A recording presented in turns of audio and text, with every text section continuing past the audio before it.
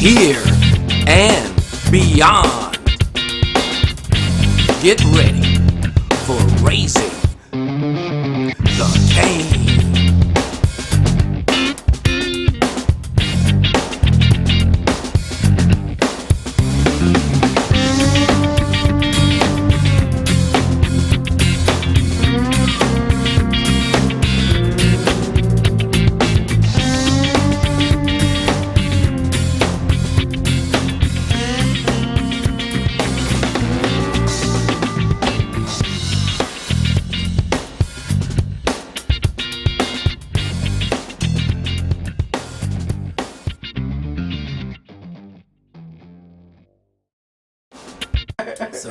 So back to the partnership agreement.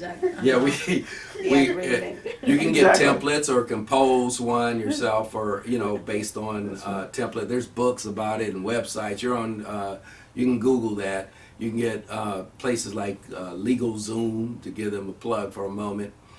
And so, but it's important that you have that partnership agreement, so it keeps everyone in line. There's no misunderstandings. You get two people in a room, there's going to be a misunderstanding at some point, right? Yeah. So make sure you get a signed, and legitimate, according to your state's rules. Because it's void if you can't put a bunch of illegal stuff in there. The agreement's not enforceable. Right. So make sure you get that partnership agreement. And by the way, when you start we're going to get into what you need to do, but when you start a bank account, they're going to ask for these things: the EIN, a partnership agreement that authorizes you to open up the account. That's what we did. It's a necessity. 34 years ago. In fact, when you change banks, we changed banks a couple times, so we had to do that all over again. It's a pain, but what are you going to do? What are you going to do? Yeah. So no pain, no gain. No pain, no gain. so yeah. Just like a business, and by the way, that's what an investment club is. It's a business. It's an investment business in a way. It's a club.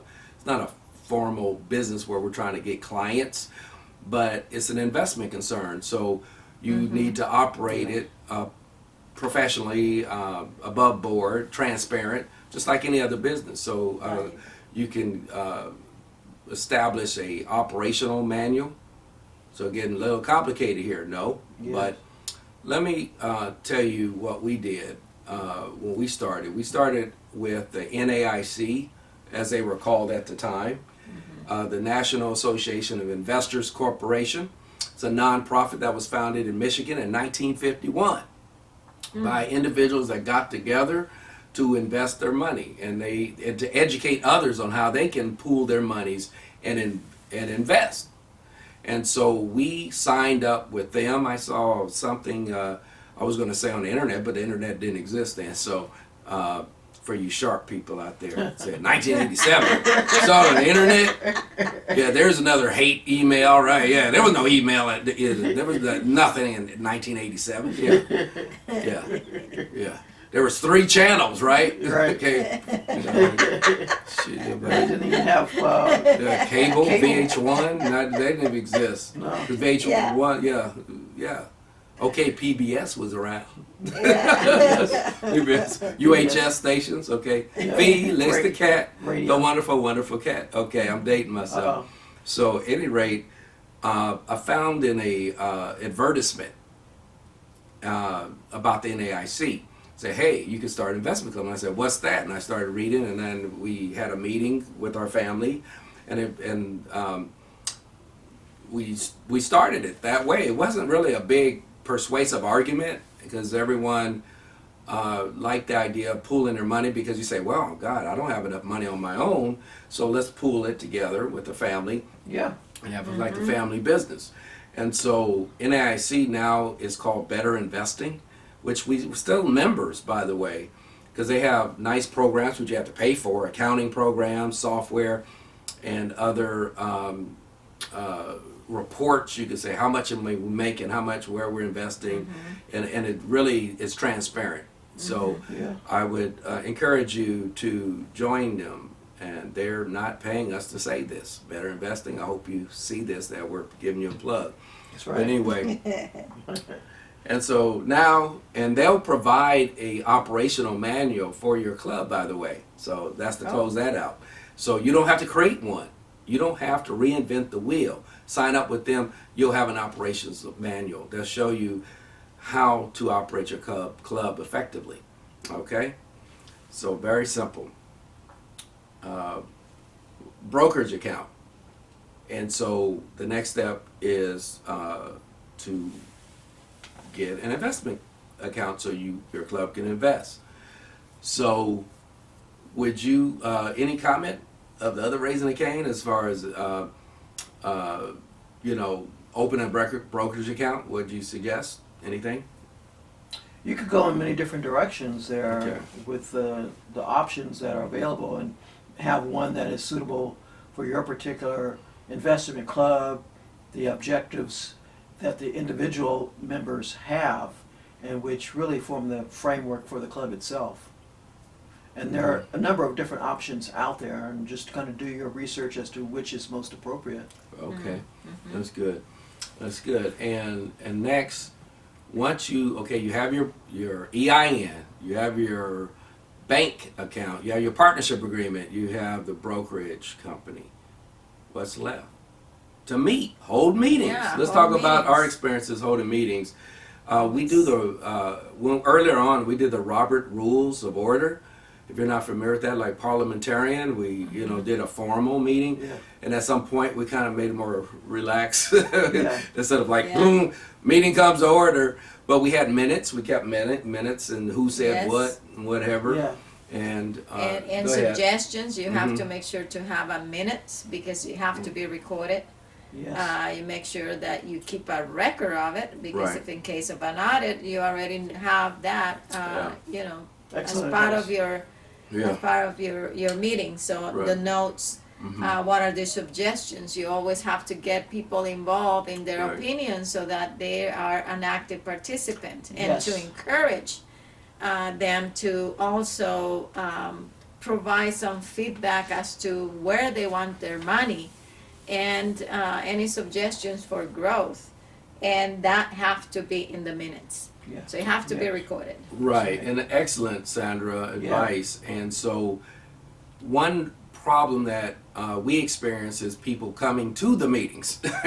It was Right. hard to get 10 people together at one time on a monthly basis. Yeah. It just was sort of like a nightmare at first. Well, not even at first. It became that way because you know how people get gung-ho, say, yeah, rah, rah, rah. And then, it starts to become like a job. So, oh my God, I got to fit that in my schedule. But it's important, though, that you get a quorum, a majority of members showing up. And obviously, life happens. So people are going to miss meetings. Things happen, conflicts of schedule. But you want a quorum so you can vote on things and be active participants, not reactive and waiting.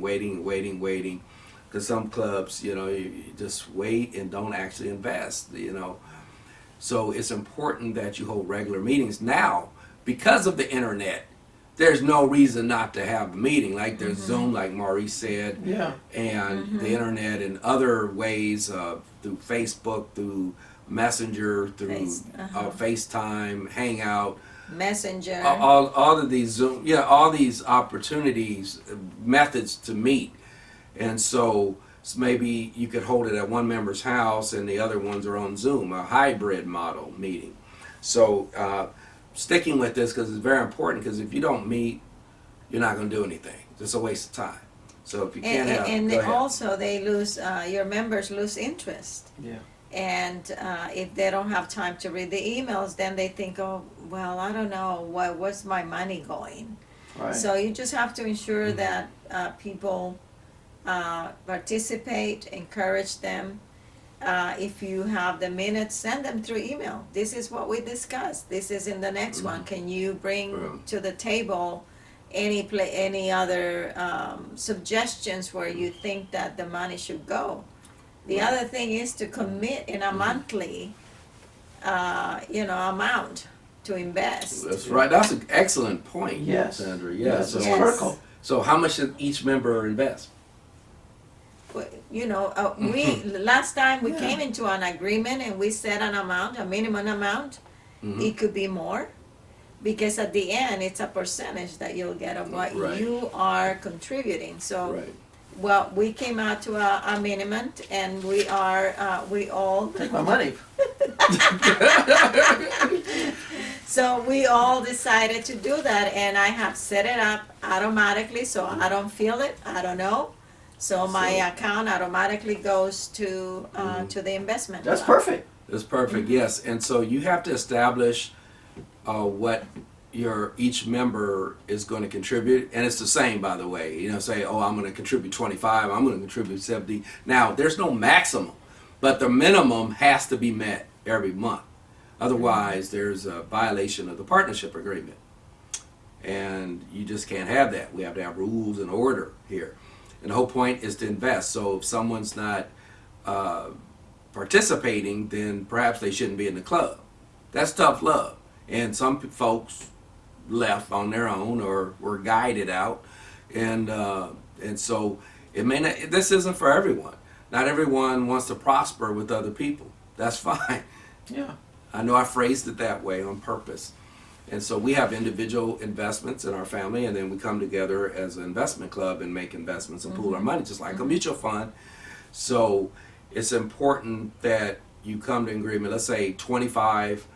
I would think 25 would be the bare minimum of a club, but you do whatever you want, $10, $15, whatever, 50.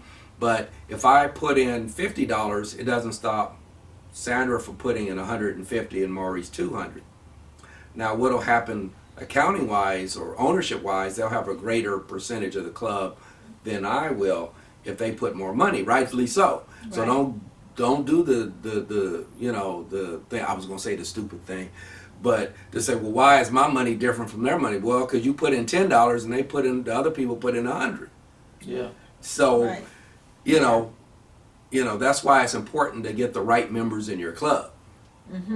So you don't have to deal with crazy. Right. Told you Raising the Cane's about attitude too. It's so much about attitude. You don't want crazy in your club. Just like you don't want to be married to crazy, go to work with crazy. So those Right. are other topics. Crazy Okay, neighbors. crazy. Don't want crazy in your club. Okay. Say So, no. Yeah, anyway. fire that. No. Say You no know, to that.